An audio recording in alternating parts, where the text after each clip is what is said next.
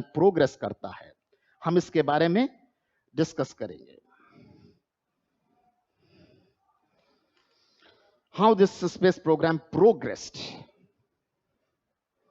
in successive years and decades, and where this space program stands today. आज ही हमारा space programme कहां पर खड़ा है, इस स्पेस प्रोग्राम में क्या कुछ अचीव किया है, और आज के स्पेस प्रोग्राम के अचीवमेंट को देखते हुए हम कुछ एरियाज को लेकर we stand at number 4 position in the world. In some areas, we stand at number 5 position in the world. And in some areas, we stand at number 6 position, number 7 position in the world. It means due to these achievements of space technology area, we are among top 6-7 nations of the world. So India is among top 6-7 spacefaring nations of the world. जबकि हमारे पास resources की कमी थी, बहुत सारे challenges थे, लेकिन हमने उनको ओवरकम करते हुए अपने इस स्पेस प्रोग्राम के पेस को, इसकी विड्थ को बढ़ाया, इनोवेशन किए, रिसर्च की, और आज हमने एक रिस्पेक्टेबल पोजीशन गेन की है. And all these, seeing all these achievements of India, even top rated space agencies of the world are recognizing the fact that India is fast emerging global space power. हम बहुत तेजी से इस field में आगे बढ़ रहे हैं. जो कुछ हमने अचीव किया है वो भी बहुत है, लेकिन जो हम अचीव करने जा रहे हैं वो इससे भी ज्यादा है, इससे भी ज्यादा है. So where we stand today as far as space program is concerned, and what are future plans of Indian space program.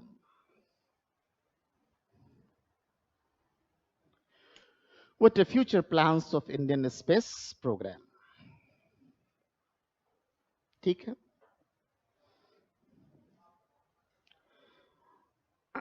जब आप कोई प्रोग्राम चलाते हैं तो उस प्रोग्राम की डायरेक्शन क्या होनी चाहिए, उस प्रोग्राम का ऑब्जेक्टिव क्या होना चाहिए, उस प्रोग्राम का इंटेंट क्या है, ये सब कुछ तय होना जरूरी है.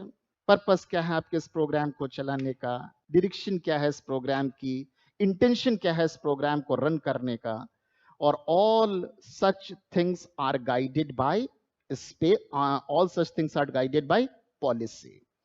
कोई भी प्रोग्राम चलता है, वो प्रोग्राम को गाइडेंस कहां से मिलती है?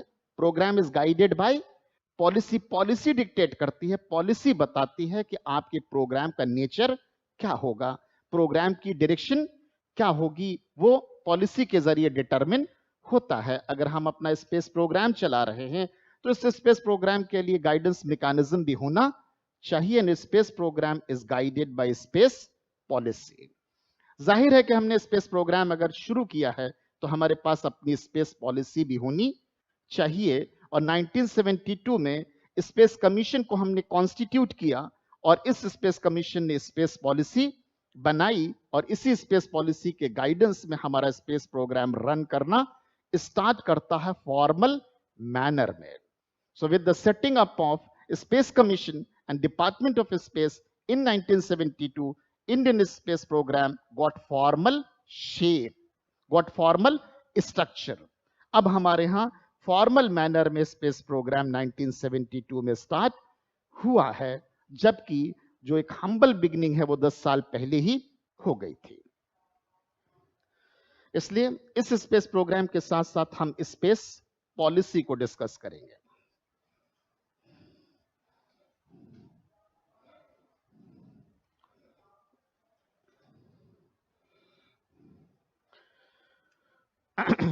स्पेस पॉलिसी को डिस्कस करेंगे.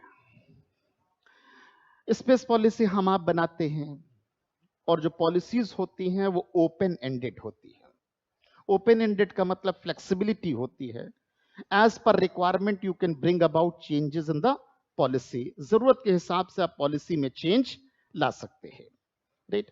हमने अपनी स्पेस पॉलिसी बनाई, और जैसे जैसे कंडीशंस चेंज हुई, रिक्वायरमेंट्स चेंज हुए, सिनेरियो चेंज हुए, हमने स्पेस पॉलिसी को रिव्यू किया, और रिव्यू करने के बाद जो भी रिक्विजिट चेंजेस थे, जो रिक्वायर्ड चेंजेस थे, वो हमने इसमें किए.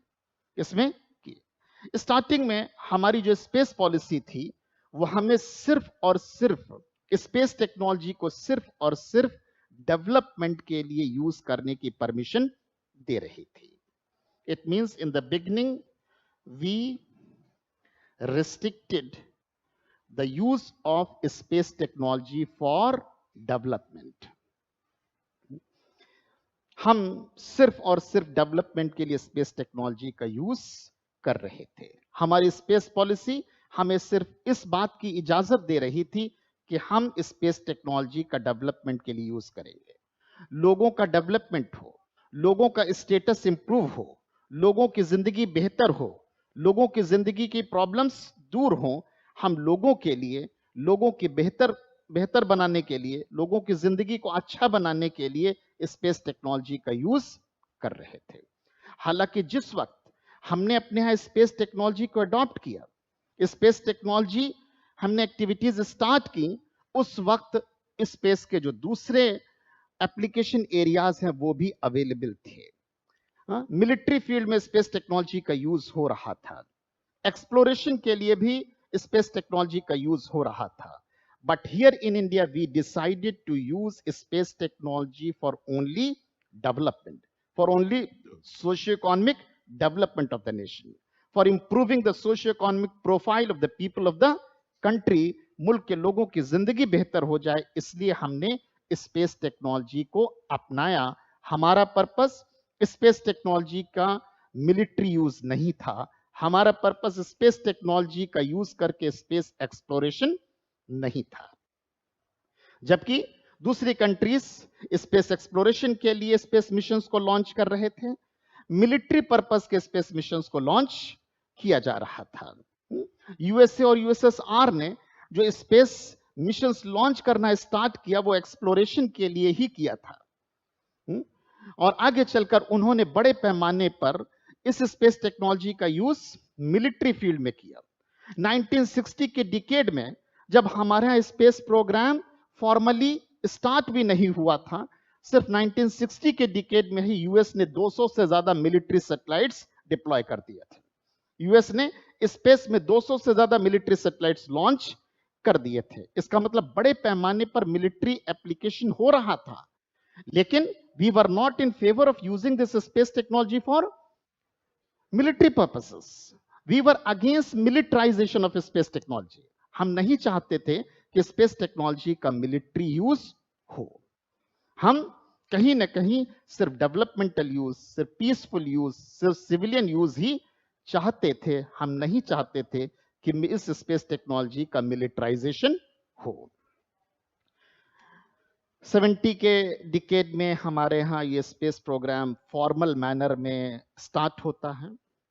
70 के डिकेड में हमारा सिर्फ और सिर्फ डेवलपमेंटल स्पेस प्रोग्राम ही चलता है.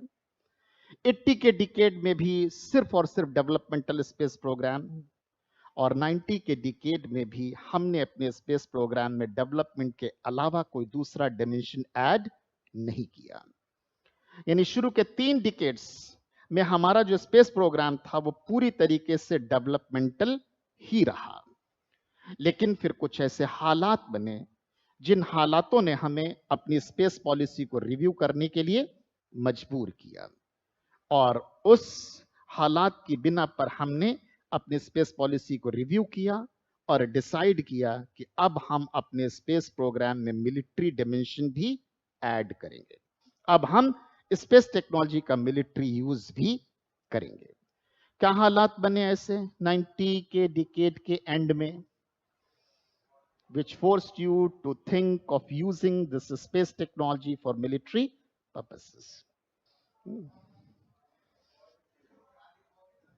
90 के डिकेड के एंड में क्या डेवलपमेंट होता है? कारगिल वॉर.